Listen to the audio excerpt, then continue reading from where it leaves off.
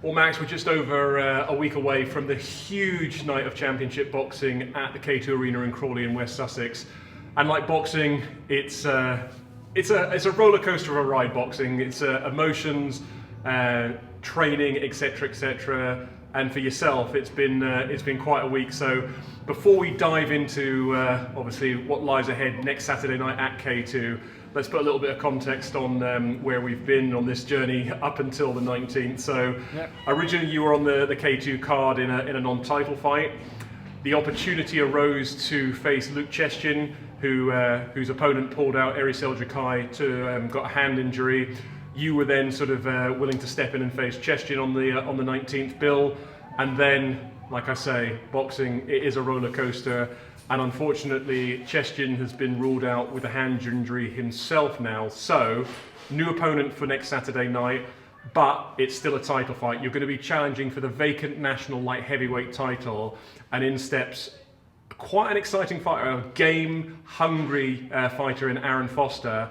And I know that you've seen a little bit of footage of him. So, before we delve into to what's coming up next weekend in Crawley, first and foremost, how's prep been? Brilliant, to be honest. No injuries, probably a first, I can say that, this close to camp.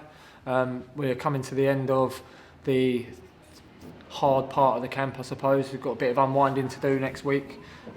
Still obviously putting the graft in as usual, but everybody has trained really hard for this. It's been really good for me to have the youngsters around and to bounce off of them. I know I'm still under 30 at the moment, but having these youngsters that are around me, and they just really cheer me on and just get me ready for it. But as you said yourself, boxing happens, and boxing is what it is, and the injuries happen quite frequently. And to be honest, Alan, whoever's in front of me, I'm training for the best version of me, as always. So I send the footage over that you send over to me, send it over to my coaches, and leave the work to them and just do as I'm told. It's quite a sort of sometimes it's a cruel mistress, boxing, when you know, like you say, injuries are part of the game. They happen. You know, fighters are unfortunately putting their bodies through such grueling preparations for fights.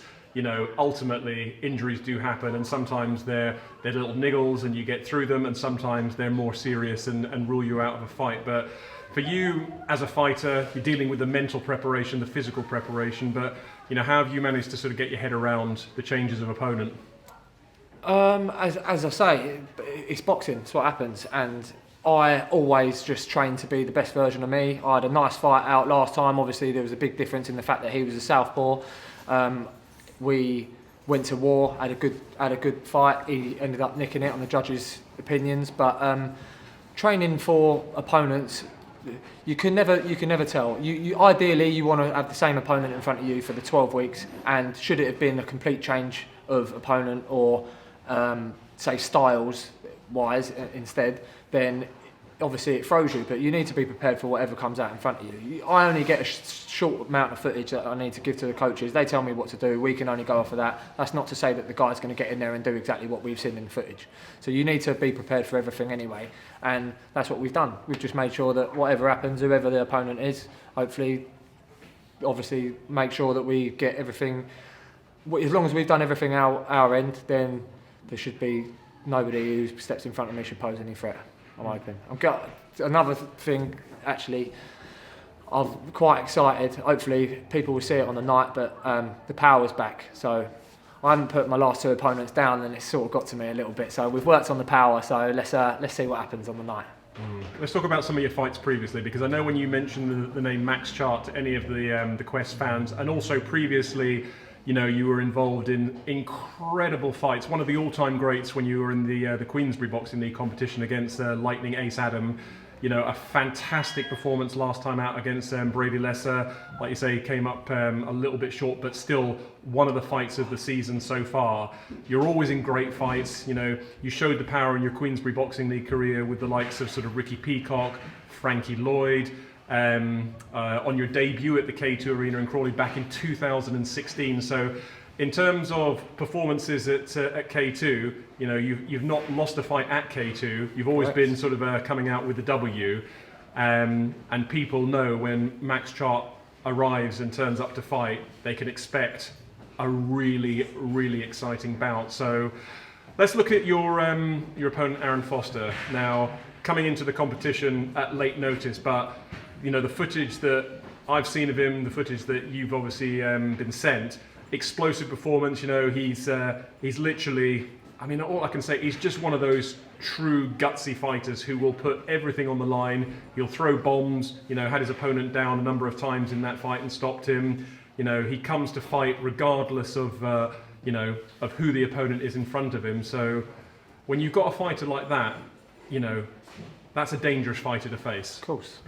But it's ballsy. He stepped in, like you say, late notice. As the previous fight with Luke Cheshkin, he was stepping up a weight to fight for the title at my weight, and that was ballsy. So you need to know that these guys who are stepping in there have also seen footage of me. They've heard of my name. They know that I hold power and that my record's not too shabby. And they're the ones that are coming in there and getting in, and that's frightening at the end of the day. So, like I say, you need to prepare for whoever steps in front of you, and whatever happens on the night, I just need to make sure that I keep that winning record at K2, because the two fellas that I have fought there have been probably the hardest chins that I've ever hit, and I've come out there with sore hands both times. So let's just hope that I can continue that winning streak at K2 and bring back my knockout power.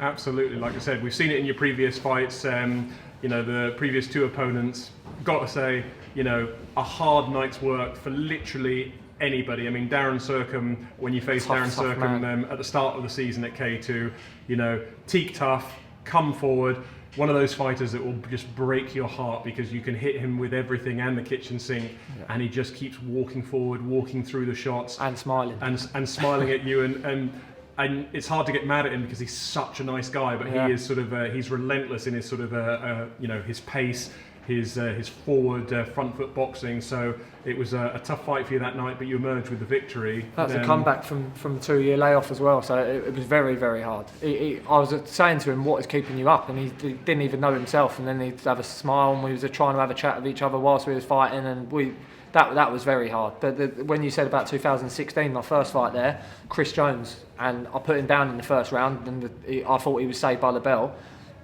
Couldn't put him down again. What a tough man he was. So there, I'm expecting fireworks, and this guy, like you said, he can bang. The footage that I've seen, he's got a decent overhand right. I just need to steer clear of it and make sure he sits on the end of mine. Performance-wise, obviously, ultimately getting the win, walking out of that ring as the champion is your main objective. But if you were talking about the ideal way to to cap off the season and walk away as the champion, what sort of performance would be the icing on the cake this year? I've been going for this title for a long time, Alan. Before I went travelling, I looked it up so I could get my facts right. I had the fight with Ace Adam at the super middleweight 5 years ago in October 2017. Went travelling, come back, fought him at the Troxy for the light heavyweight national. Come up short. That was a fight of the year. So this title means everything to me, and to go out, I don't care how I win it. I just need to have it around my waist, around over my shoulder. But to tell you the truth, like I said to you, the power's back, and I will find it. If it's there, you need to keep his hands up, because if it's there, it will happen. Well, like I say, it's been a roller coaster couple of weeks, with changes of opponent. But Saturday, the 19th of November at K2. It's a fantastic fight card. I know you've got a number of your stablemates on there. You've got Haris Mirza, his brother Aman, you've got Luke Saunders. So for the gym, it's a massive, massive night of boxing for White Dog Boxing. But for yourself, I think this is a really, really important fight for you to come out victorious. And like you say, if it goes your way and you come out with the belt, 2023, there are some huge fights, some huge names out there that are all in the mix now, and it's probably one of the most exciting divisions in the Quest Boxing League competition at light heavyweight. So I know you've got a training session to get over and done with tonight, and I know that you're going to be then tapering off, and as I say, we are closing in on a massive night of championship boxing. So final words, final thoughts as we wrap this up? Last time White Dog had 4 boxers at the K2, we come out with 4 victories, so we expect the same again. And the boys are hitting very hard as well, so I wouldn't be surprised if we just do the clean sheet, white dog, wash out with KO, KO, KO, KO. So be there, because it'd be a shame to miss it.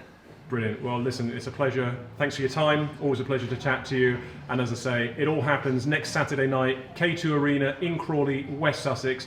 Bring the Heat promotion is the name, and the Quest Boxing League is back with another stacked card of championship boxing.